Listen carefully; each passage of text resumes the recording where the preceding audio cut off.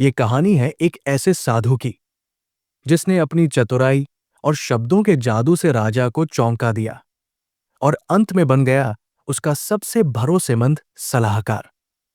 बहुत समय पहले एक बड़े से राजमहल के दरवाजे पर एक संत रूपी साधु पहुंचा। उसकी चाल धीमी थी, लेकिन आंखों में गहरी चमक थी।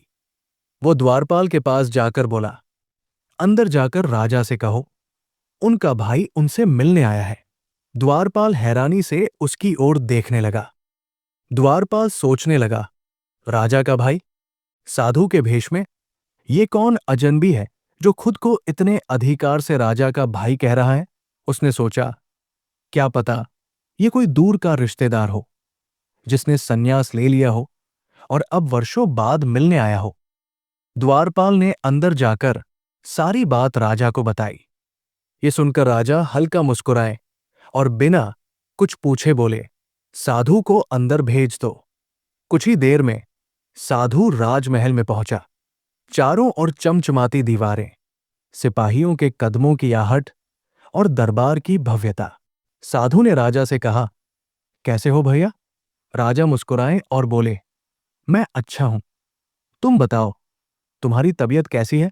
साधु बोला, मेरा महल अब बहुत पुराना हो गया है, दीवारें कमजोर हो चुकी हैं और कभी भी ढह सकती है, और मेरे 32 नौकर एक एक करके सब मुझे छोड़कर चले गए हैं। अब मेरी देखभाल करने वाला कोई नहीं। राजा ने यह सुनकर तुरंत आदेश दिया, इसे 10 सोने के सिक्के दे दिए जाएं ताकि इसकी मदद हो सके। पर साधु ने शांत स्वर में कहा, महाराज, 10 सोने के सिक्के बहुत कम है, इससे मेरी जरूरत पूरी नहीं होगी। राजा बोले, अभी तो हमारे पास इतना ही संभव है, तुम इससे काम चलाओ, आगे हम और देखेंगे। साधु चुपचाप वहां से चला गया। उसकी चाल में न क्रोध था न निराशा, बस गहरी शांति थी। साधु के जाते ही मंत्रियों में चर्चा शुरू हो गई। आखिर ये कौन व्यक्ति है जिसे महाराज ने इतना सम्मान दिया। एक मंत्री बोला, महाराज, जहां तक हमें पता है आपका कोई भाई नहीं है, तो आपने इस साधु को भाई क्यों कहा। राजा बोले, भाग्य के 2 रूप होते हैं, राजा और रंक। इस नाते उसने मुझे भाई कहा और मैं समझ गया वो क्या कहना चाहता है। उसके जर्जर महल से मतलब उसका बूढ़ा शरीर था जो अब किसी भी दिन ढह सकता है, और 32 नौकर से उसका मतलब था उसके 32 दांत जो धीरे धीरे सब चले गए। समंदर का जिक्र कर उसने मुझे सोच में डाल दिया और अपनी बातों से मुझे उलझा दिया। ये उसकी चतुराई थी।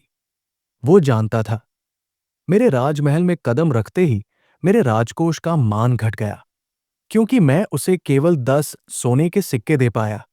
मेरी हैसियत तो उसे सोने से तोल देने की थी, पर उसकी वाणी में ऐसा जादू था कि उसने मेरी सोच बदल दी। मंत्रियों ने एक दूसरे को देखा और समझ गए कि ये साधु केवल भिक्षुक नहीं बल्कि बुद्धिमान विचारक है। राजा सोचते रहे कैसे उसने रूपक और संकेतों में अपनी बात रखी, बिना सीधे कहे भी सब समझा दिया। उसकी मुस्कान, उसकी आंखों की चमक, ये किसी साधारण व्यक्ति की निशानी नहीं थी। राजा ने मन ही मन ठान लिया, मैं इस साधु को यूं जाने नहीं दूंगा। उन्होंने सिपाही को बुलाकर कहा, उस साधु को वापस बुलाओ, मुझे उससे कुछ और बातें करनी है। सिपाही तुरंत महल के बाहर साधु की तलाश में निकल पड़ा ताकि राजा की बात उस तक पहुंचा सके। साधु महल के बाहर एक बड़े पीपल के पेड़ की छांव में शांति से बैठा आकाश की ओर देख रहा था।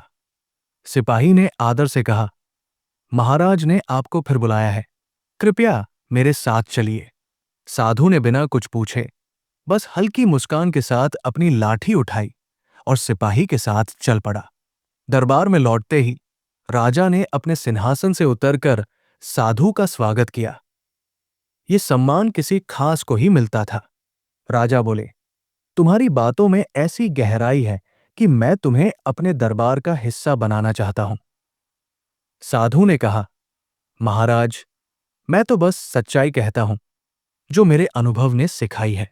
मंत्री आपस में कहते हैं, अगर ये साधु सलाहकार बन गया तो दरबार की दिशा बदल जाएगी।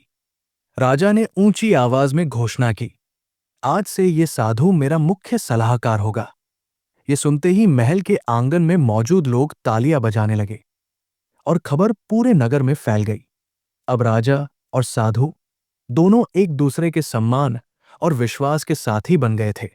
साधु की सलाह ने राज्य में नई नीतियां और बेहतर फैसले लाने में मदद की। लोग कहते, जब से साधु आया है, राज्य में न्याय और समृद्धि बढ़ी है। साधु अपनी तनख्वाह का बड़ा हिस्सा गरीबों और जरूरतमंदों में बांट देता। राजा अक्सर महल से बाहर निकल साधु से जीवन और अनुभवों पर चर्चा करते। दोनों जानते थे, सम्मान और समझ से बढ़कर कोई धन नहीं होता। साधु कहता, जीवन का महल भी देखभाल मांगता है, वरना धीरे धीरे ढह जाता है।